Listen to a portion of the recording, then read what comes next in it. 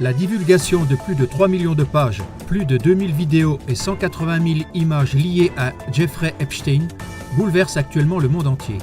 L'ancien ministre slovaque des Affaires étrangères Miroslav Lajčák a démissionné de son poste de conseiller après la publication de conversations avec Epstein au sujet de filles trop jeunes.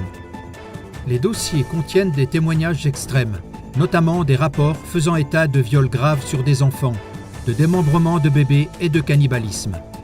Dans une plainte déposée auprès de la police new-yorkaise, George W. Bush est cité comme l'auteur présumé d'une agression sexuelle sur un garçon mineur.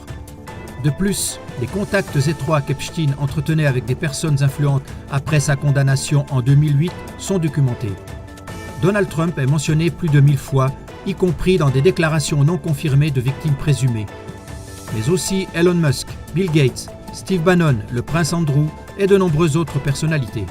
Des emails montrent des conversations entre Epstein et le ministre américain du Commerce Howard Lutnick au sujet de ses visites sur l'île, bien que ce dernier ait jusqu'à présent nié tout lien avec Epstein.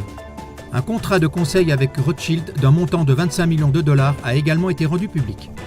D'autres documents attestent des manquements institutionnels des autorités américaines. Des rapports internes et des informations fournies par des lanceurs d'alerte concernant des avertissements ignorés. Et tous les dossiers n'ont pas encore été publiés, loin s'en faut.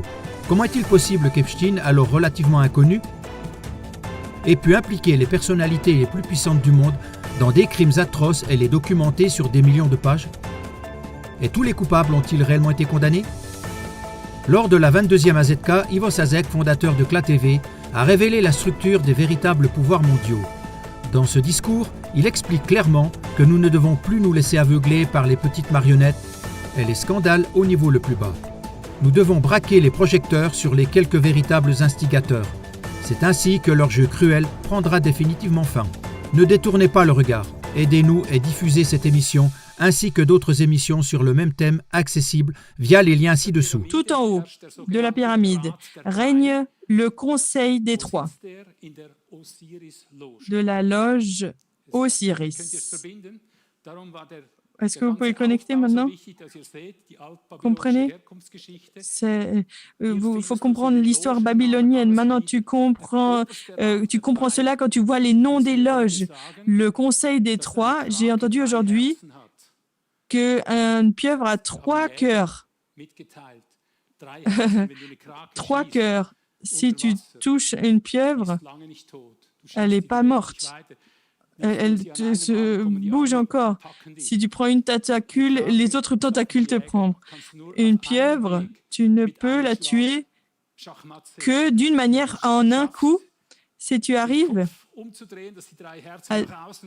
à sortir la tête et à faire sortir les 3 cœurs vers l'extérieur. Ça me plaît cette image. En haut, il y a le Conseil des Trois de la loge Osiris.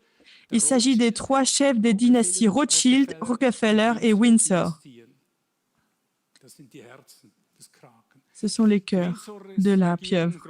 Les Windsor règnent sur la Grande-Bretagne depuis 1917.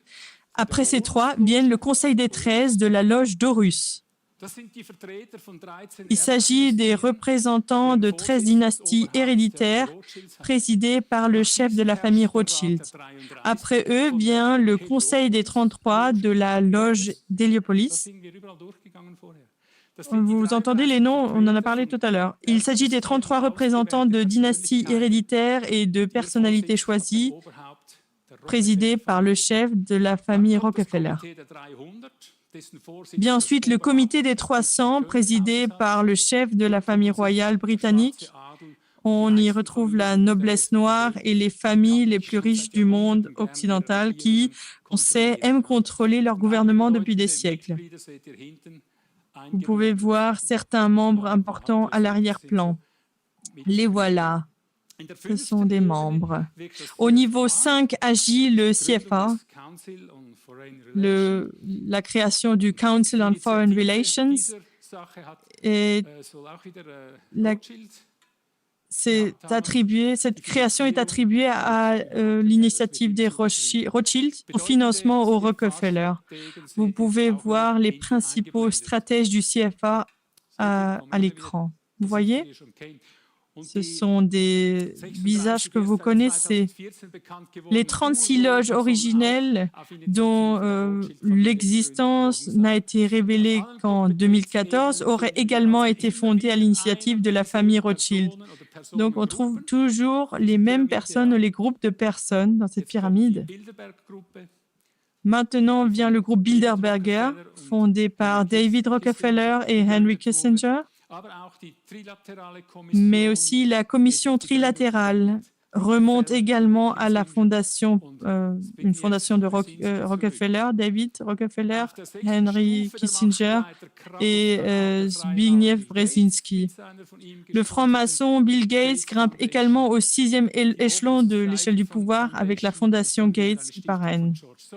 L'Open Society Foundation est une fondation de George Soros, la fondation Rockefeller et bien sûr une fondation de Rockefeller, etc. Vous voyez, et c'est à peu près à ce niveau-là que commencent les différents tentacules, les bras de la pieuvre, où chaque tentacule peut avoir un aspect différent selon les domaines. Je ne vais plus mentionner les fondateurs, mais il y a des organisations importantes dans chaque domaine. Par exemple, BlackRock, le plus grand gestionnaire d'actifs et faiseur de guerre au monde, Forum économique mondial, FEM, le think tank financier international Group of 30, l'ONU, l'OMS. Des nouvelles actuelles, compactes et pertinentes. CLA TV Infotact.